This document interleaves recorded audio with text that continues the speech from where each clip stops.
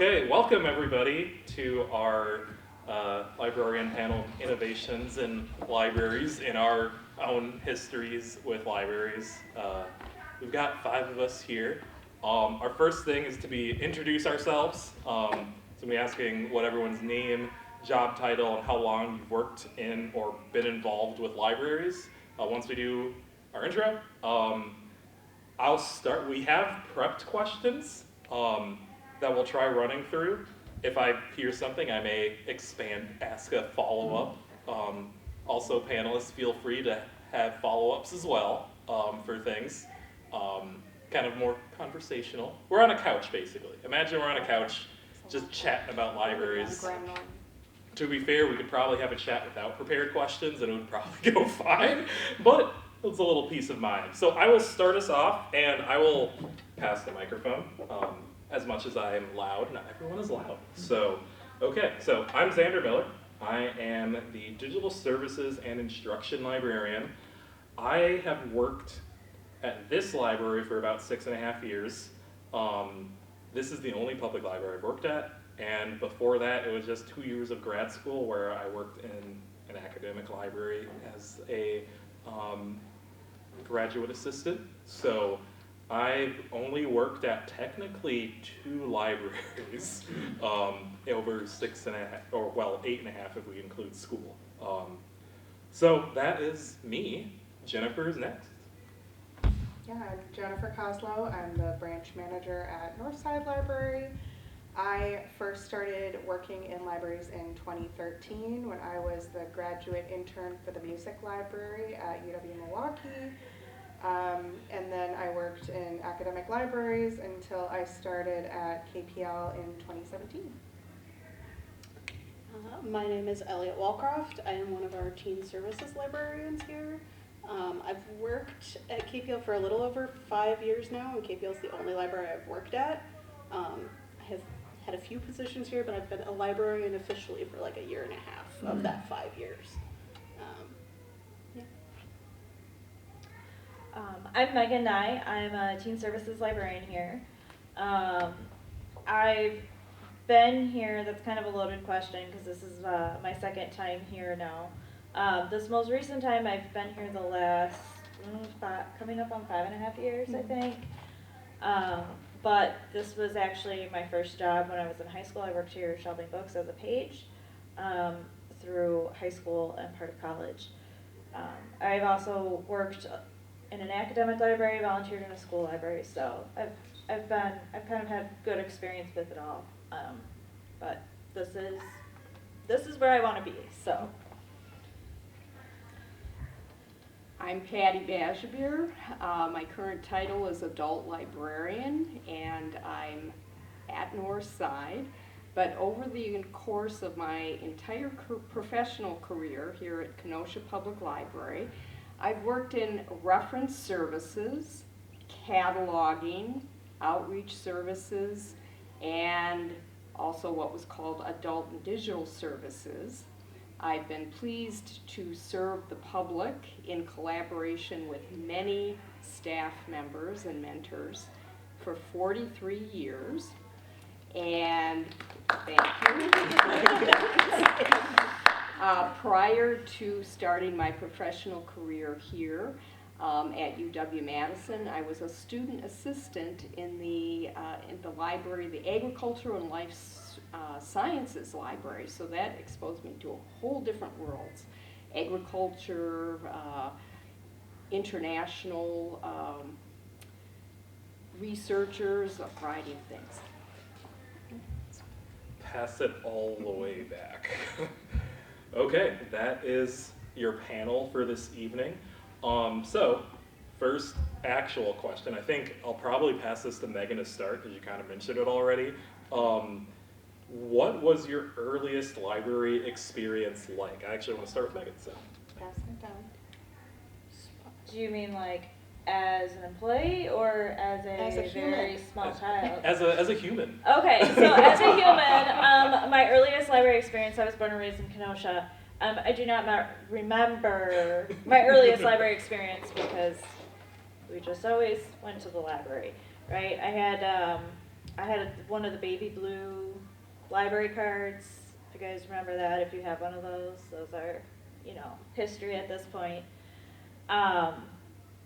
It's been really cool because growing up in the Kenosha Public Library system, I get to work now with people that, you know, I admired growing up. So one of our reference librarians, he always worked the desk at Northside, and when I was little, I was really into Babysitters Club, and I always felt so special because I would go, hey, you know, can you go get the new Babysitters Library or Babysitters Club book off of the bookmobile?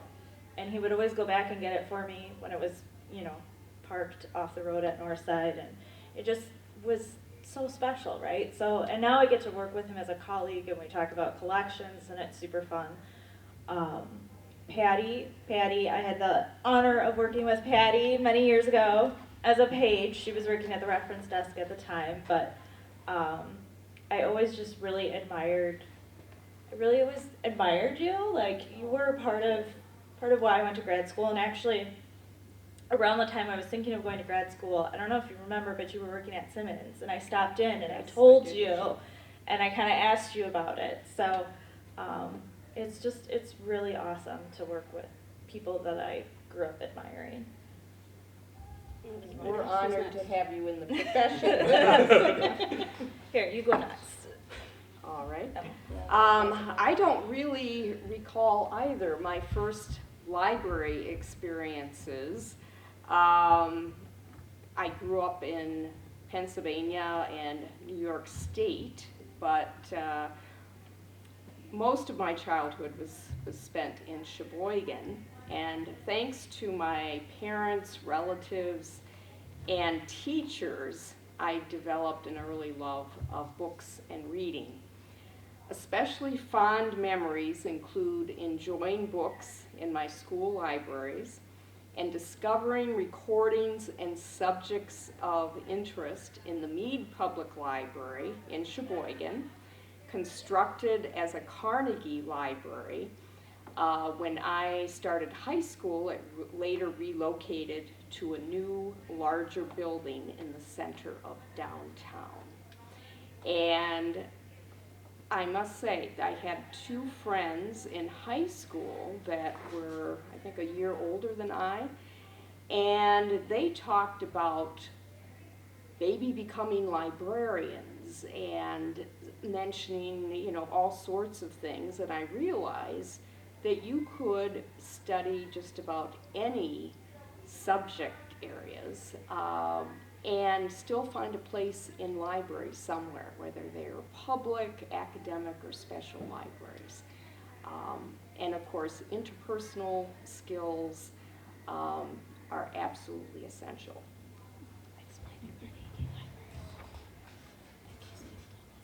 Well, Carnegie Library. Andrew Carnegie, major industrialist, philanthropist, what, 19th? Late 1800s. Late 19th, maybe part of the 20th Yeah. century, had a vast, vast fortune, and fortunately, part of that fortune was spent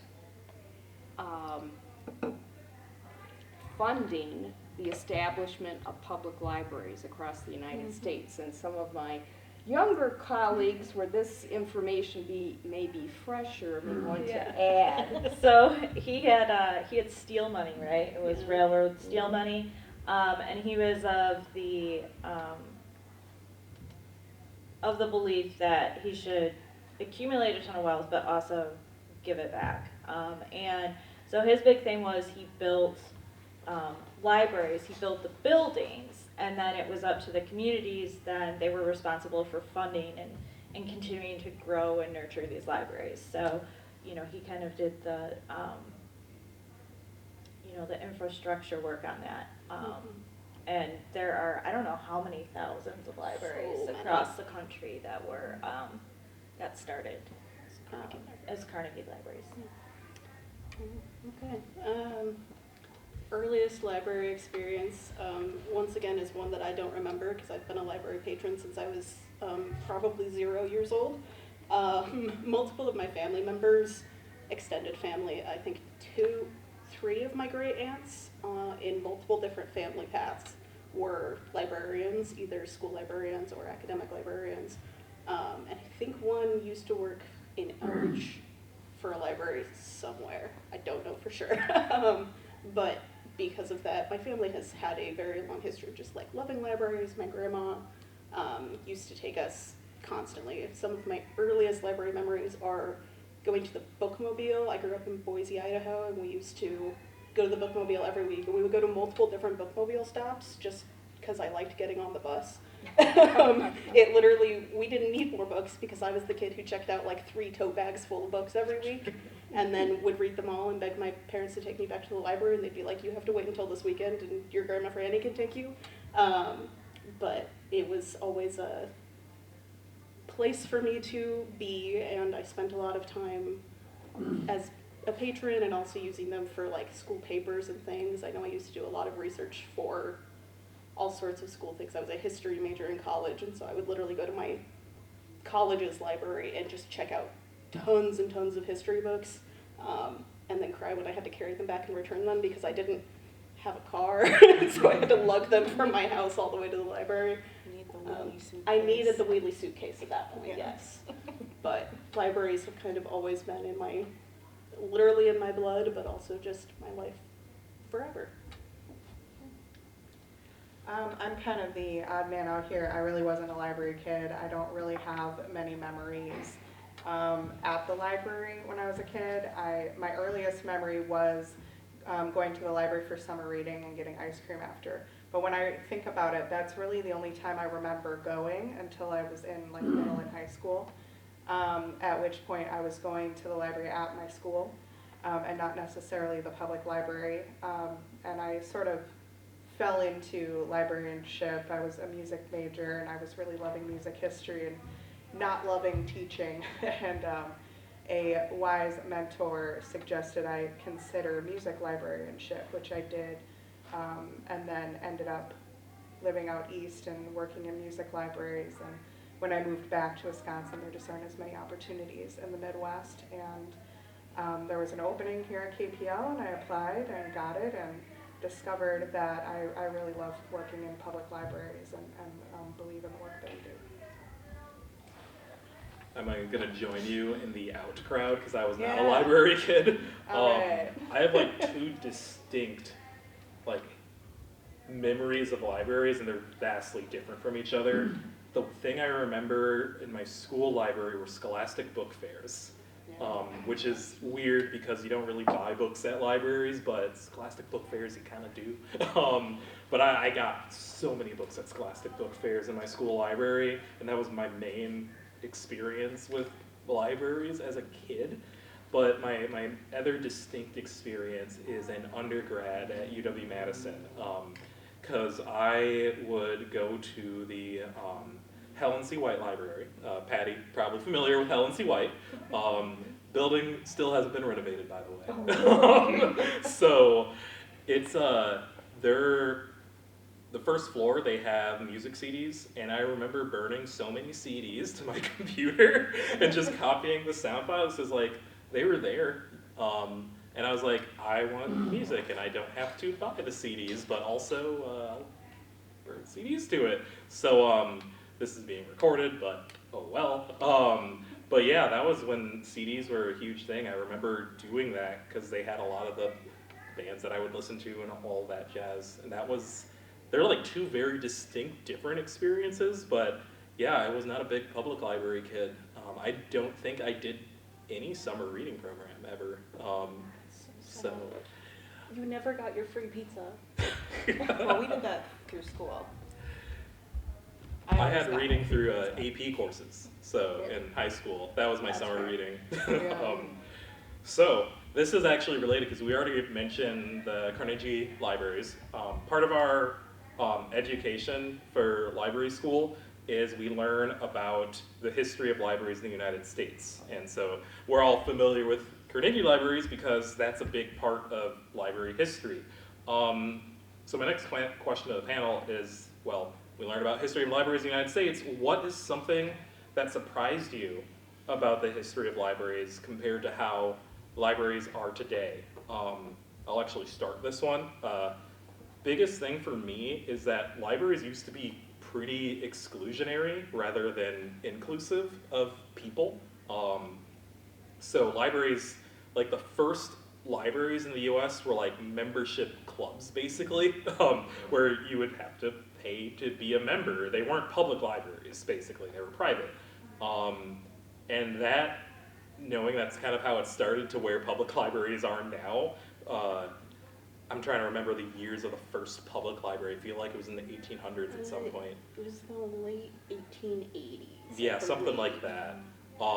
Libraries were around, but they were not like public institutions really. They were like presidential collections, like they have their own thing, but there's set access. Nowadays, you just go to any city and walk into a public library and be like accepted there. That's one of my favorite things to do. It's just go to a city and be like, where's the library? I need to check out the library and just visit. So, does anyone want to continue off of that? I will. Okay. First of all, just so I don't forget, I feel like this wouldn't be a panel of librarians if we didn't give you a book recommendation. So mine is The Information, A History, A Theory of Flood by James Gleek. This was the book that we actually used as our textbook in my library class on this topic. But kind of building off of what Xander said, the thing that was most striking for me was just access to libraries in general and materials. You see this in the Simmons Library locally, where everything used to be, you can see in the architecture of the building that there were doors and closed off spaces to the wings. So when you went in there, you were just in the lobby, and people would go and fetch things for you or take you back to give you access to the things, but they weren't just like freely available in that building until they changed the space inside and made it available. And it really has continued compared to now. We're talking about access to information and technology, and so not just books, but we've really expanded that access since then as well. Yeah, I think kind of tagging off of just kind of what we've already said and what Xander was talking about especially, libraries used to be very exclusive, and not just in the US. There's actually history going back through like ancient Rome that talks about libraries being, one, a privilege of the elite because you had to be able to read, which was a big thing that lots of people couldn't do because they didn't have the privilege to do so. But there's also just the access to books. Books were very in limited supply and very expensive to create. You have to sit there and copy everything by hand before the printing press, and that takes a lot of time and effort and energy. The things that are most commonly available would be things like religious texts, but other books, very difficult to get a hold of. There were some public libraries actually in way far back in like Roman history where they were private, and then they were briefly kind of public, and then they went back to being private. Mainly just because it's a control of information, and since the 1800s, as public libraries became more of an institution in Europe and America and everywhere, they've just kind of exploded, and it makes my heart very happy. Well, not only that, but the types of materials that are being published are very different, because way back, even in like the early 1900s, there wasn't a ton of fiction. You still had a lot of like nonfiction, governmental documents, and yeah. So so really the the rise of like what we consider popular fiction, whereas we weren't just publishing in serial form anymore. You were starting to get longer novels, and so that's been a relatively recent development. Genres. Yeah, genres, which really is kind of very recent type. The mass market paperback really made a huge, really impacted how genres got popular, especially romance. And now they're reporting the death of the mass market paperback. Yeah. Didn't know. Yeah. So mass market paperbacks are the small ones. So the ones that would fit in the pocket of your jeans, theoretically. And those are, for a number of reasons, those are going away. So we'll still have the trade paperbacks, which those are your ones that are like $18.99, you know, and they're like this. But the small pocket size, I don't know if you read Cozy Mysteries, you've probably noticed over the last few years that there's a lot of Cozy Mysteries that previously would have come out in mass market form that are now coming out in hardcover exclusively. So it's been a pretty gradual shift, and it seems that we're right at that point where they're pretty much done. So, thank you. Yeah. Well, I think in maybe the last 50 years or so, excuse me, we've all been made much more aware of not only changes in how libraries view reading material or subject material and what is acceptable, and should we buy what we think is good for them, or should we be more democratic in our approach and represent more genres, more topics, things that are more representative of our communities and changes in society. But also in maybe the last 50, 60 years, and especially maybe more recent decades, as we've been acutely aware of challenging circumstances and that people are encountering, or that communities are encountering due to economic changes. But despite the Library Bill of Rights and commitments to intellectual freedom and non-discrimination, especially in maybe the early 20th century, mid-20th century, libraries have been segregated and engaged in discriminatory practices, not just by race, but also socioeconomic class. In other words, the poor, regardless of their background, may have been excluded from learning and enjoying what libraries have to offer. Individuals, sadly, and this is sort of a quieter, darker side of the profession, not unique to librarianship, but individuals were also discouraged or prevented from participating in the profession. Got more to add there. As Jennifer said, book recommendations are part of any library panel. I don't recall the author. There is a title I think we have on freedom libraries. And a lot of kind of what Patty was saying, a lot of the library values that are about freedom to read, joining the profession, a lot of those were established in like the 60s, 70s, and maybe the 80s. For what we are, Jennifer pulls up on the catalog, Freedom of Libraries by Mike Selby. It's the untold story of libraries for African Americans in the South. It is a good history of segregation in libraries and the establishment of a different kind of library to serve everybody. But a lot of the values that we're kind of talking about, 60s, 70s, getting into the 80s a bit, were when they were kind of established. I think going back, even in like early 1900s, like there was still the time where it was about getting people the right book instead of the book that people want to read.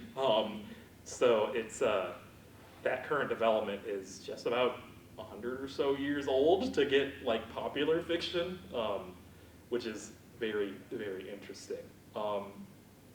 So that's kind of more historical look, but since everyone here has become a librarian, what are some changes that you've seen in libraries overall since you've become a librarian? I'm going to start with Elliot, because Elliot's got like a year and a half? A year and a half. Yeah, I've been in libraries for like 5 years, but I've only been a librarian officially for a year and a half, so I have the least amount of time to work with here. I obviously we have seen a huge rise recently in the use of AI. We actually have, our dear friend Xander was one of the pioneers of library AI policy here in the United States, which is a cool claim to fame. Meh. Okay. But basically, it's not only the use of AI in general, but also how it can be applied in libraries, both as librarians, the challenges that we might be facing because of it, how we work through things like information literacy with patrons who are relying on AI, and how we can look at how we can safely instruct people to use AI responsibly and well, and all of the various ethical and whatever else considerations that we have to make. It's a huge shift that has just been happening in the past couple of years. There's a lot of libraries that still don't have any sort of policy or training on AI because it's so new. So that's kind of my cop-out answer, because I'm too new to have seen a lot of changes yet necessarily. I feel like I have to take it now. I feel like you have to. I want to get his policy. So yeah, it is on our website. It's our AI and machine learning policy. So, oh God, was it 2 years ago now? Mm-hmm. Oh gosh, it's been a while. Generative AI was a thing, really 2022 with ChatGPT being released, November 2022, when ChatGPT was released. Within a year of that, like the general gist, and overall, I'm gonna talk about library law because that exists. By the way, there are laws specific for libraries. 4330, Wisconsin statute 4330. If you're interested, it's very interesting reading. We protect privacy and information for our patrons. And the way generative AI was basically set to start is that the info you put into it feeds the training of the AI, which means if libraries started putting patron information into these chatbots, that meant that patron was no longer that info was no longer private. Some for-profit companies found out the hard way that their code was no longer private, and that other people accidentally got their code that was supposed to be very private. So that was our first focus, but the last 2 years, me and my colleague Rob Nunez, who's now a branch manager in Texas, wrote a policy regarding AI and machine learning that includes generative AI, but it focuses on information literacy with it, how we do reference services and give information. Do we use AI or not? I'm not going to go over the whole policy because I will literally take over the entire panel. But that is something that like other librarians across the country have looked at and asked us about because it's still new. There isn't a lot of development in public sector and in government regarding AI yet. They're still working on it, and government is slow. But that's not what I was going to talk about.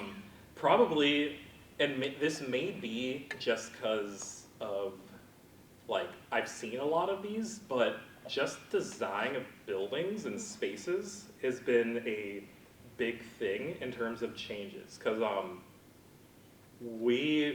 in like 2021, we were remodeling this location, and also this room wasn't even like here yet. And we had to, when we were thinking about the room, we were like, okay, we want it to be a good community space. We want like a microphone set up, multiple ways of showing displays. At the same time, we were thinking of Zoom because COVID. And so all of our programs went from in-person to virtual, and how do we do that? And the integration of just different technologies in the design of spaces, and how this space in particular has become more community-oriented rather than quiet.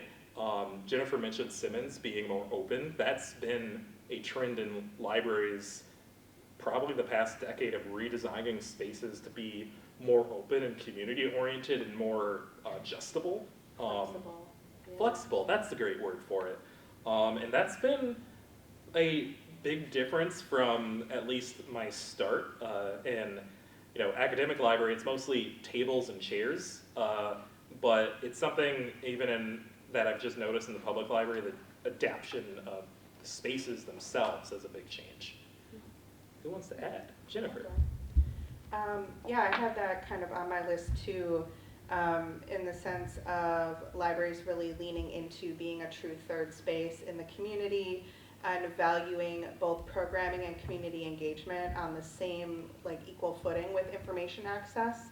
And so we were already seeing that happening, but then with COVID, like, so many people found, like, oh, we need to space everything out, but our chairs don't stack, you know, and just a lot of really practical things that became a problem at that time.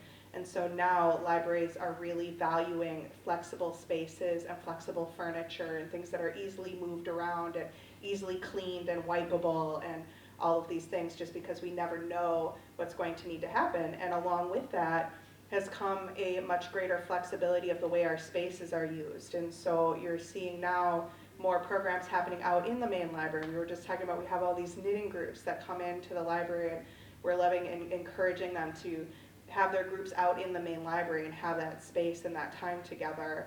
And people come to the library for all sorts of different things and just be beyond information and beyond books. And while that's still our primary focus, being a space for people to go and be welcome and not be charged anything and just to be themselves is something that is so valuable in our communities, and something that the library really provides.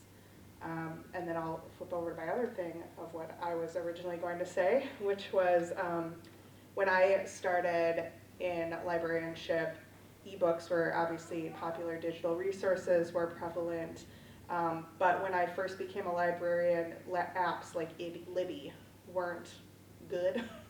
Like, apps existed, but they were terrible, and the increase in apps that actually function well for patrons, and Libby in particular, has just been really phenomenal. And of course now in those apps like Libby and Hoopla, we're seeing all of the AI generated content, which we're trying to keep out of our apps. But we're seeing even the apps themselves evolve in that way as well. So one of my changes that I've noticed has to do with books in libraries and collections. So with the rise of Book Talk and Bookstagram, that's really kind of changed the game, especially for people who read genre fiction. We had a lot of self-published authors suddenly find themselves getting big audiences, and through promoting their books on TikTok and Bookstagram and how the algorithm works, we're seeing a lot of previously self-published books get picked up by mainstream publishers because they already have a built-in audience. So for them, it's an easy way to make money. We're also seeing a lot of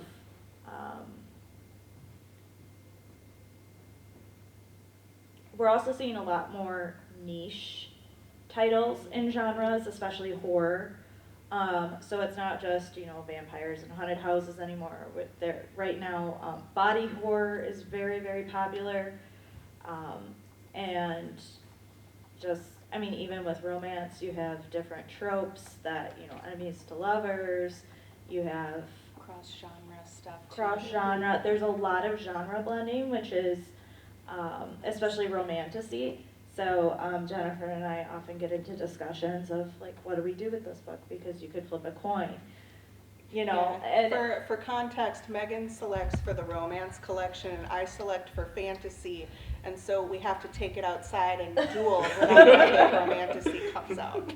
And then it's always like, oh, I just had so-and-so yell at me because they thought that fourth wing, they thought they were getting a fantasy and they said there was way too much romance. So yeah, let's keep it in romance, or, vice versa. So it makes it, you really have to think when you go to catalog stuff.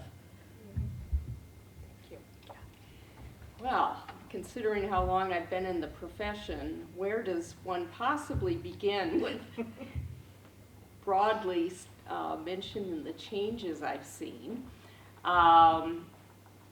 I provide more context with one of the other questions with this, but essentially from transitioning to a lot of print-based physical items to the digital realm and digital products, just the nature of some of the questions that we still get, but there are also questions that in the past we had more frequently because people didn't have access to the internet or a favorite website or ESPN website or whatever. But when I entered the profession, it was the start of the acceleration of technological changes. And of course, we know that just started accelerating, I believe, thanks to special funding from, I think, the Dorothy V. Walters Fund. We were able to provide internet service to the public. I believe it was back in 1996. And of course, once smartphones and other mobile devices became more common in the early 2000s or so, that just made things even more interesting. But some things never, they may change, but they don't disappear. Books, reading are still very much part of our brand. Questions, guidance with where to go for information, maybe directing patrons to other community sources for assistance of various types, that doesn't go away.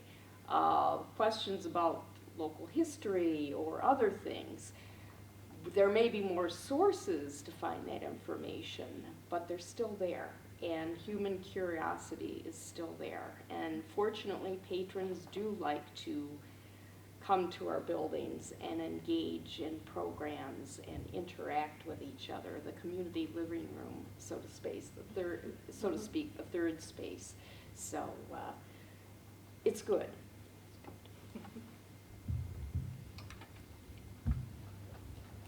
Okay, so depending on time, this might be the last question before we ask you all for questions. So might start thinking about something you want to ask.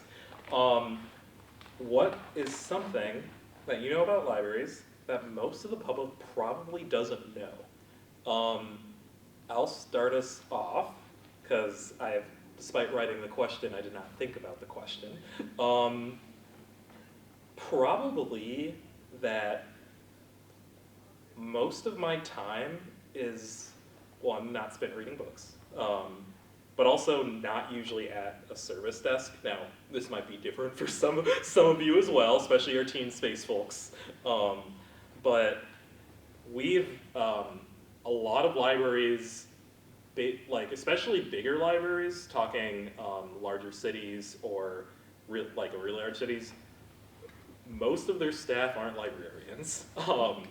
Oftentimes we're doing, nowadays, more a mix of administrative work as well as higher level reference stuff. If you see me, Patty, and Scott, who's another one of our adult librarians, sometimes we just gather the team to take on a deep reference question. But usually that all happens behind the scenes. And even most of my work is in training and managing our digital services rather than really front line. Now, you'll see me on the front lines. I'm sure some of you see me around. But the majority of my work I could do on a computer without interacting face-to-face with people. But I have some weird circumstances that I can do that. COVID changed a lot for that. But that's probably my thing, is that, at least for me, a lot of my work isn't really straight up visible and out there for folks. Yeah, I also had the we're definitely not reading all day joke written down. But a part of that is that a huge majority, or even of our staff, while a lot of us love books and maybe wish we were reading all day, we're not here because we love books. We're not here because we're readers. We're here because we care about serving the community. But that also is incredibly draining. I actually wrote a couple of items to remember, so I've not been reading from my page, but I will for this. We see our community at its best and at its worst, and we try to meet everyone where they're at to the best of our ability. We aren't social workers, but often we find ourselves supporting their work. We aren't therapists, but we're often a listening ear to people who need a friend. We aren't health professionals, but we often find ourselves connecting people to information to bring clearer questions to their doctors. We aren't computer experts, but we're teaching our community how to access their emails, how to use their mouse or their trackpad, and how to fill out government forms online. We aren't childcare professionals or babysitters, but we're helping parents to navigate supporting their children through literacy milestones and to form positive memories around reading.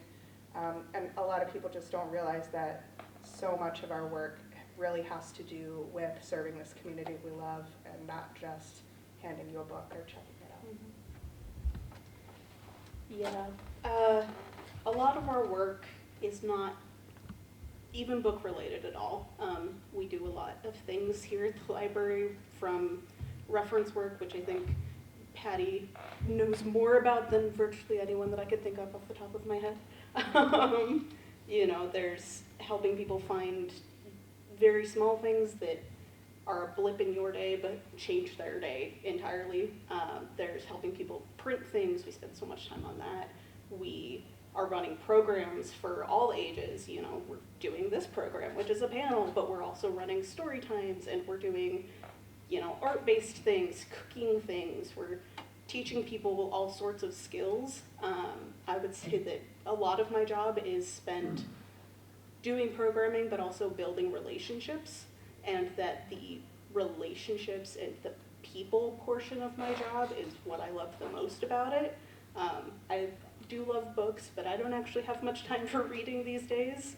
And I think that despite being more introverted, which would be a stereotype of a lot of librarians, it's still that a lot of my time and a lot of our time gets spent with people and helping people, and caring about our community versus let me find you a book to read. Yeah.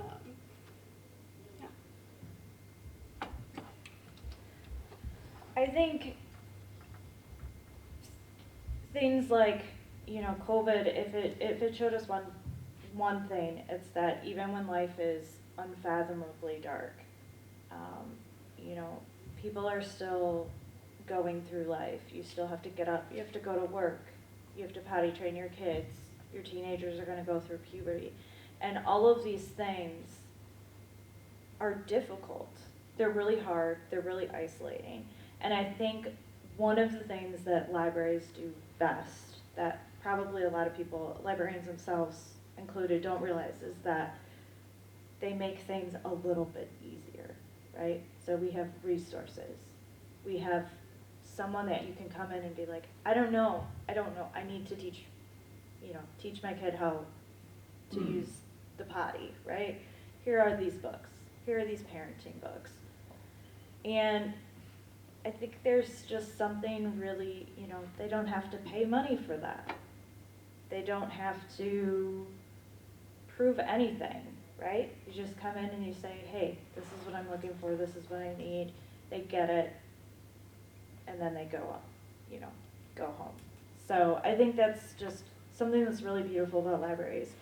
I do think that even amongst all the talk about, you know, moving to digital resources, AI and all that, I do think that we are hitting a point.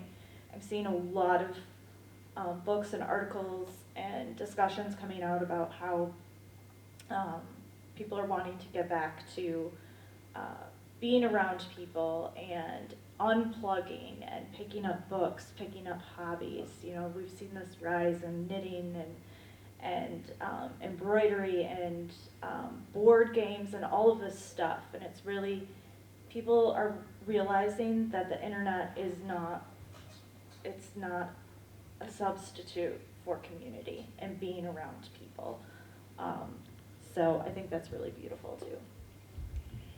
Well stated, colleagues. Yes, despite the technology, it is very much a people-oriented profession. And that's why I think virtually all of us have entered into the profession. It's not just the knowledge or the expertise that you have, but helping other people find what they need, or just have some moments of social interaction in a life that may be isolated. One of the amazing innovations that we made under stress, but our management team really rallied, and during the early part of the COVID-19 pandemic, March, April, May, June, July, etc., how to gradually open the libraries in a safe way according to the best guidance they could find. And really, I think it was back in maybe May or June of 2020, we had a system set up technologically so that we could take requests for materials and find them on the shelves, get them organized, and instead of patrons coming into the hold shelves, they would come into, let's say, the big Southwest lobby, and there were bags with their identifying tags, and or we'd take things out to vehicles through curbside. So that was one of those innovations that I think, in retrospect, we think, well, we should have had this probably years earlier, because it's not just people who may have mobility challenges can benefit. What about busy parents who have young children in the car? That type of thing. And so I think that's something really positive. But when I read this question, I was thinking of it from a patron standpoint. What's something you know about libraries that most of the public probably doesn't know? They may not be aware that we have a vast and growing collection of library of things, from snowshoes to board games to all kinds of things. And Guitars. guitars. New. It is new. So anyway, that's pretty amazing, and people may not realize that all issues of print periodicals or newsletters can be checked out and reserved, even the current ones.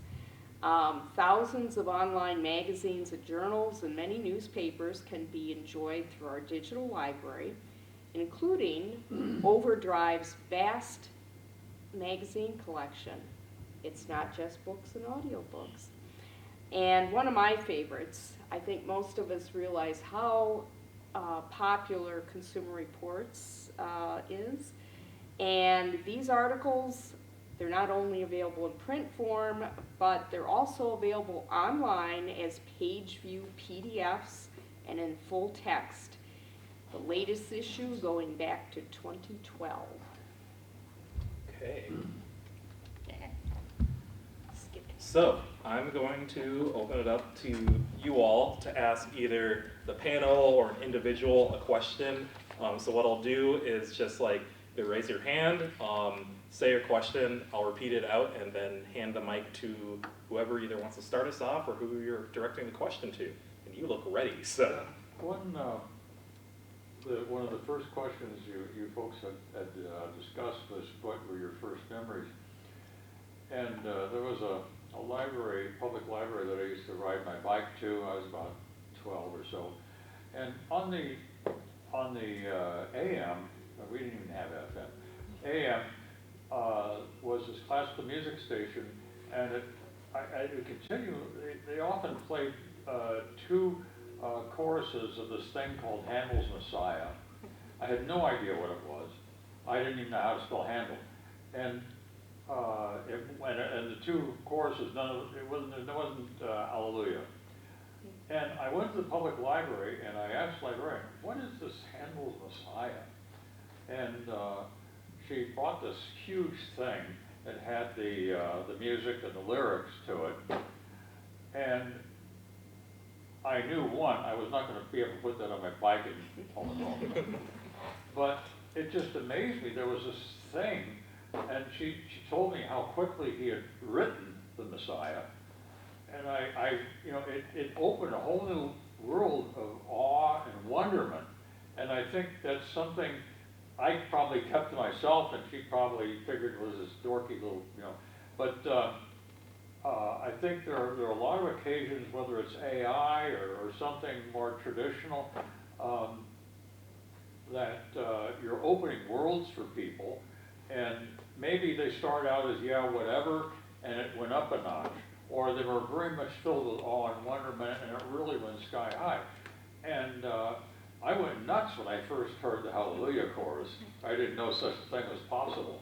And that he wrote it in just a few weeks, just unimaginable. But these kinds of things that people experience that come to you in various ways, and just in my case with music, but and they may not show any reaction. I doubt that she noticed anything on my part, but I think it's something that is difficult to give yourself a sense of gratification when there's a reaction, but I think it's there, and people do feel it and appreciate it. Yeah, I mean, I have a decent response. I do a lot of one-on-ones with people, especially when it comes to technology. And something that I don't get to notice is what happens after people have worked with me. My assumption is that people learned and keep going, but we never really know what happens after someone is served by us unless they come back and tell us. So as a hint, we really like it when you come back and tell us like what happened, because And, too, it's not just information, it's the sense of awe and wonderment and appreciation. A lot of sort of emotional stuff too that doesn't get conveyed. Yeah. I think one of our, I guess we kind of call them pillars internally, but keeping you curious is one of the things that we use to drive a lot of our decision making and brainstorming at KPL. And I think that is because we care about that sense of awe and wonderment, and the library access, whether it be to information or to a good story or an escape or to something you didn't know, that is such a core of what we're doing. We have all of these different things going on, but ultimately a community that dreams and learns and feels is going to be a community that is stronger for us all. I think that I'm in this kind of unique position here in that I do get to see people again and again. I primarily work in our Southwest teen space here, and one of the best parts of my job is getting to get those reactions eventually. I work with our teens and starting to see, it starts as a little trickle and then it grows into a flood, right? With them learning that the library is here for them, that we have spaces for them, that we have things for them to do, that there are people outside of school and home who care about them as people and improving their lives too. So I see a lot of, it starts off as a new face that I've never seen before, and I get their name and I say, oh, hi, welcome in, here are some things that you can do, and then I see them again the next week, and then slowly it's every single day, and then they're coming in to tell me, all about their day, or they're like, hey, I really loved that we did this one craft last week, can we do that again? And I'm like, you remember that I did things and you want to come and do it again? I'm winning. And it's kind of the best part is that I have this base where I do get to play the long game and eventually see return on emotional investment compared to a lot of day-to-day interactions that my colleagues have where it's one and done and you might never see that person again. You hope you do, and you hope that they come tell you, hey, that burger place phone number you gave me really helped me to actually go out to eat or something. I don't know, that's a silly example. But it's one of the best parts is seeing the joy and awe grow and people learning that libraries exist and that there is so much joy to be had. I don't know if either of you have anything. No? We'll go to the next Okay. question. All right, anyone else? Yes, Britt? How has AI impacted your role as a librarian? I'm gonna have someone else start that one because I will be here for a long time. You, Uh, you can go. Okay. I'll go first real quick. Yeah, Xander, it has hugely impacted his job as the digital strategies librarian. For me, not too much. It's more about, we see it everywhere, but we know that AI can hallucinate. And so it is not necessarily a trusted source of information. So if we use it at all, we tend to be particular about the kinds of things that we use it for, at least information-wise, because it's not. It's kind of like people would always talk about with Wikipedia. It can be a good jumping off point, but it's not necessarily reliable because anybody can go in and edit it. And because AI hallucinates, it can be a good jumping off point if you want to use it and consider, I guess, not worry about the environmental impact and the other side effects that come with using AI. But for the most part, because we can't necessarily trust it, we're not using it a ton. Patty, you got one? Well, I haven't used it that much myself, but now it's becoming more obvious oftentimes when you do a search, if you don't use any other, what is it, what do you call the minus AI or? Oh yeah, Search parameters or The search parameter. yes. That oftentimes you'll see that AI summary first. And again, it might be helpful for getting a quick general idea, but I've had a number of encounters with patrons where I say, don't just look at that.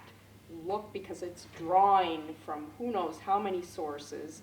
It may be inaccurate or hallucinating. I don't usually say that when I'm interacting with the public, but I say, take a look at what's coming up below that. Check to see if the source seems to be, respectable, a well-established institution or an association or an educational site. Take a closer look. Don't just rely at that. Just rely on that prominent pop-up on the screen.